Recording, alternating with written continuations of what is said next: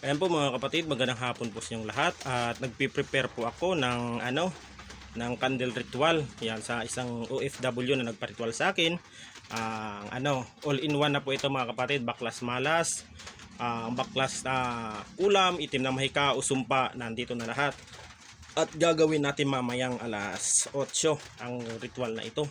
Ito po mga kapatid ay mga good ritual ito mga kapatid. Yan, at ginamitan ko po sila ng iba't ibang uri ng kandila upang magkaroon ng swerte sa negosyo, sa pagpapala at magkaroon ng magandang kanilang pamilya. Ito kasi mga kapatid, ang puti po ay sumisimbolo po diyan ng kaliwanagan sa buhay. Ang pula po upang magkaroon po ng maganda at maayos ang relasyon ng kanilang pamilya. Ang blue naman po ay para sa kalusugan.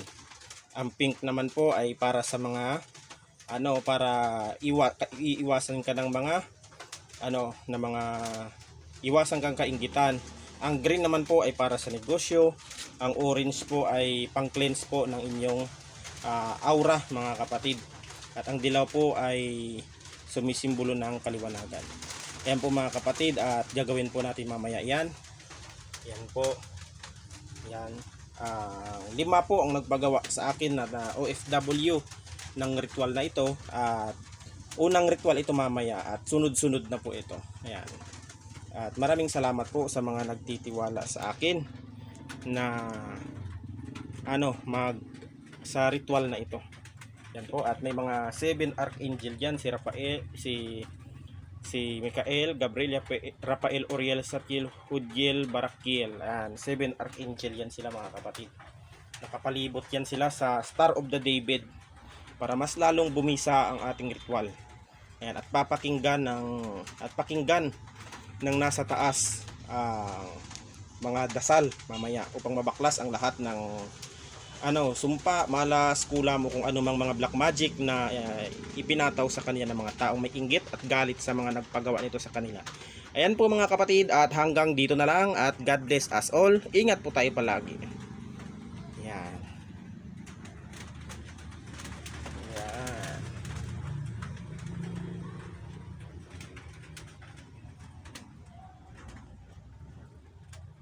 Yan po ang Holy Family, o sa Latin yan ay Sagrada Familia mga kapatid. Yan. At ayan po ang aking munting altar. Ayan.